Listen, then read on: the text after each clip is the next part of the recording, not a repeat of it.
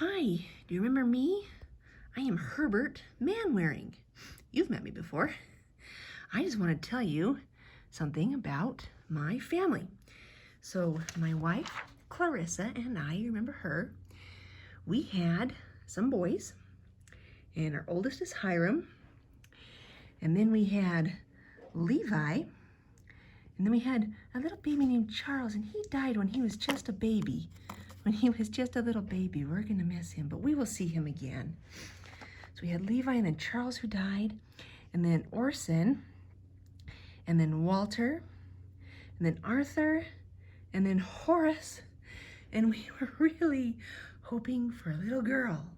There's one little girl, and my wife got pregnant again, and we were so excited, and we're hope and have a little girl, and we had another baby, and it was a boy. It was a boy. We named him David. We are very happy for all 7 of our boys. And you will get to know this Arthur kid a little better.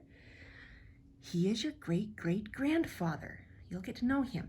But I just want to tell you a little about my oldest son, Hyrum. I just want to tell you a little about him. When he was 6 years old, we had the patriarch come, and he gave Hyrum a blessing when he was 6 years old. And one of the things he said in that blessing is, "There shall not be greater than thee in thy father's house."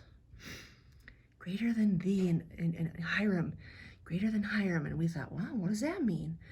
And I used that. When Hyrum started doing something I knew he shouldn't be doing, I said, "Hyrum, there shall not be greater than thee in this house. You live up to that." And he did. He did. When he was baptized when he was 8 years old, and he was ordained a deacon when he was 10 years old. He used to do that. And when he was about 10, he had to get a job. That was because my first farm failed, and we had money problems, and I was working, and we did the best we could. But Hyrum would go out and get a job at another farm and go work out there. And so he worked out of the house for other people, and he started doing that. And he really wanted to go to school. That's what he wanted to do, but we just couldn't do it. We couldn't do it in school.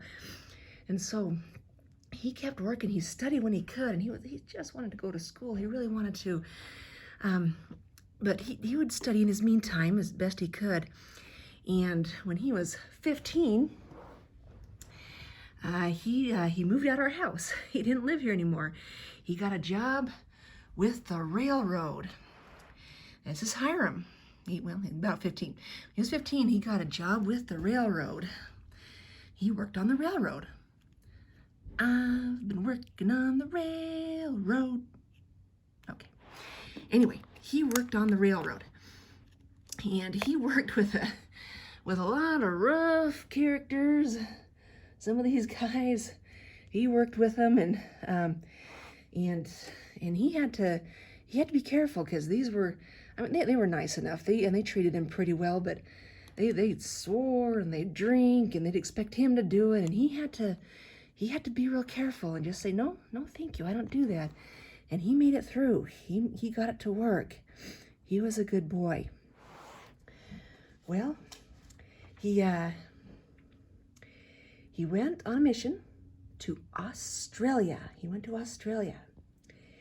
And by that time, he was able to get some schooling, and he got some money, and he was going to go to school. He was going to make it to college and to high school and keep going. And so in order to keep going to school, he went back to work on the railroad after his mission. And it was such hard work, and the weather was so bad. They started out with 120 men, and they finished with 12. Everybody else quit. And Hyrum said, "No, I gotta go to school. I want to go to school. So I'm just gonna keep working. I'm gonna keep doing this." And while he figured out what he could do, is when they took a rest and the rest of the men would just start drinking, and I don't know what they were doing, Hyrum would get out his books that he brought, and he would study his textbooks for high school and get into college, and he would just study, and he made it work. And so that fall afterwards, he got into college. He was able to go to college, and he got into BYU. Does that look like BYU? Brigham Young University. It looks a little different now. That's BYU. He was able to go to school there. And he got into school, and he had some money left over from when he worked on the railroad, so he gave it to us to kind of help out, and then we'd give it back to him as he needed it. We just kind of trade off, and well, his other brother lost his job, and we needed that money, and Hyrum got to about Thanksgiving, and he didn't have any more money. He couldn't finish school, and he had to keep going to school the rest of the semester. That's in December. And so he went back to the railroad. He showed up, and he was ready to work, and his boss said, "Hi." That's what they called him. They called him Hi for Hyrum. Hi, Hyrum. So he said, "Hi, there is no one I'd rather give a job to than you. I would love to give you a job, but I just can't." And Hyrum said, "Look, I'll just work for Thanksgiving. Just the week of Thanksgiving, I just need some more money." He said, I can't do it. I just can't do it." And then one of the other men came up and said, "Boss, I will lay off, and I will work for me." "Oh, really? You do that?" "Yes, I will lay off." And I said, "Oh, thank you. Yeah. You work for me." So I worked during Thanksgiving, and he earned $6, and he got to finish that semester of school. So we got through that semester. Still got to do next semester. Got to figure something out. But he was able to do it. He made it work out. He just kept working away, and pretty soon he got offered a teaching job. See our lovely little classroom here. Nice chalkboard. And just teaching one class at a preparatory school, which is like middle school. And the guy kind of asked him to do it, and then pretty soon he got made principal of that preparatory school, and he was principal of that school. And he was sure excited by that. And in the meantime, he met a nice girl, and she was going to BYU also. Her name is Bessie Bird. And they got married, and they had some kids. And he got a call saying, "Hi, you got to come to Rexburg, to Rick's College." And he said, "Rick's College, what's that?" And "You got to come to Rexburg. We want you to teach up here. You're a good teacher." And so he decided, well, let's go look at this place. You stay here, hon, and I'll go look at this place. And he got up there, and let me tell you, talk about a hick town. There was nothing there. There was the Rick's Academy. It wasn't even a college yet. Rick's Academy in this little tiny town in the middle of nowhere, Idaho. And I walked in there, and I just thought, oh my gosh, look at this place. Look at this place. It had one school building, just one. And I went inside, and it was so worn, and it was so old. I just kind of sat there, and I thought, I don't want to be here. Why did they call me up here? I don't want to be here. I don't bring my family up here. There's no future here. What am I going to do? What am I going to do? And he went walking around, and there's no trees, there's no sagebrush. And he kind of went up this hill behind the college, or the academy, and he could see the town down there, and there was just nothing here. And I just thought, oh my gosh, I don't want to be here. There's nothing here. This isn't going to work. And he kind of, he walked a little higher up the hill and looked out over it again, and all of a sudden, he kind of felt like a pioneer, the spirit of the pioneers, and he thought, maybe I can build something here. Maybe I can make this into a good school. And that's, it's interesting, let me tell you, it's interesting because that hill in Rexburg, you can go there today.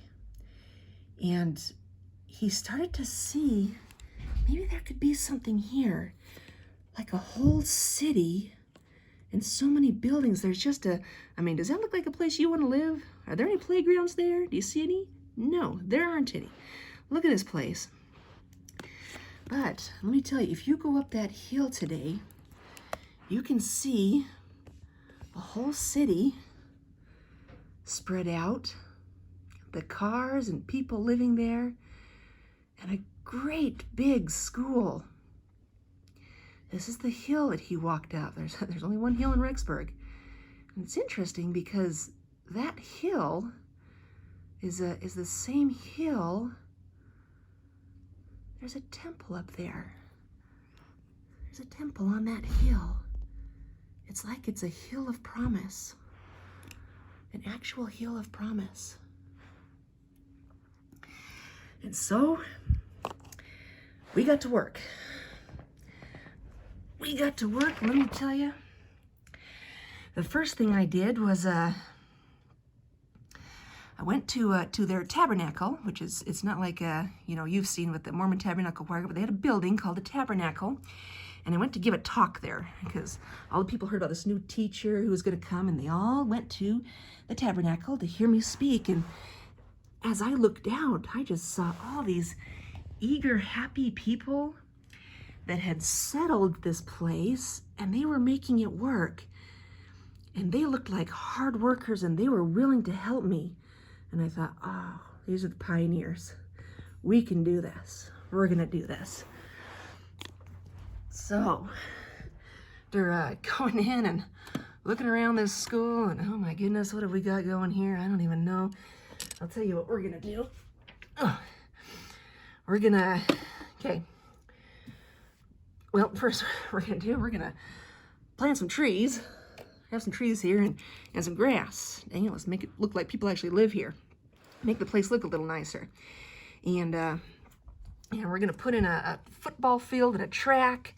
So we're gonna have some teams. Get all these old chairs. We get some nicer chairs in here, and some better desks and tables and stuff, and just make it look a little better. Let's just get some real furniture in here. Just make this a lot better. We're gonna get some more books. We're gonna get some more books and get some better books so our students can learn better. And I took out all the high school classes, and we just did a college classes. And we looked at the other colleges and universities and said, what classes should we do to work with these other schools? Then they'll want our students, and we can have them go there and get even more learning. And so we worked at that place, and I became president of this place. I started as a teacher, and I became president of this little town, this little college right here. That's me. That's me as president. And it started, a college is really expensive. Schools are really expensive to run. And so we tried to sell Rick's College to Idaho, the state of Idaho, and they would help us run it, and they didn't want us at all. They rejected us. We tried again, and nope. And I'm like, oh my gosh. And it was during the Great Depression, and we were kind of worried. That is also me. That's me right there. We were worried, how are we going to keep this school open? And the church gave us some money, and there was a sugar factory that gave us the bottom of their coal pile that was the bad coal they didn't need, but we got to keep our school warm. And pretty soon the other schools around us started to ask if they could buy our furniture, our nice furniture we got put in here, and we could they could have it. And I thought, oh my gosh, they're gonna close us. They're gonna close us down. I don't know what we're gonna do. Well, about this time, the choir at our school got asked to sing in general conference, the general conference of the church. And so we got our choir students and we went up there and sang, and they did such a good job. Everybody was so impressed. And afterwards, I went up and talked to President David O. McKay. He was second counselor to President Heber J. Grant. And President McKay said to me, "President Manwaring, let us never offer Ricks College again. Let's keep it and run it ourselves. You go home and you build a good church school." And I said, "Yes, score.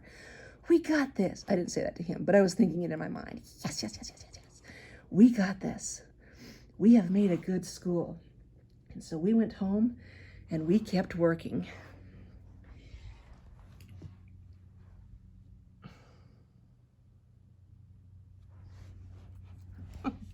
I lost my guy. That's the story of my son Hyrum. And if you go to that school today, there's a big building. It says Hyrum Manwaring Center. That's Hyrum. And if you go inside of that building, you'll see a picture by the gym, by the big ballroom over here, inside that building. That picture, that's Hyrum Manwaring. That's the Manwaring Center. That's your family. He made a great school, and I am very proud of him.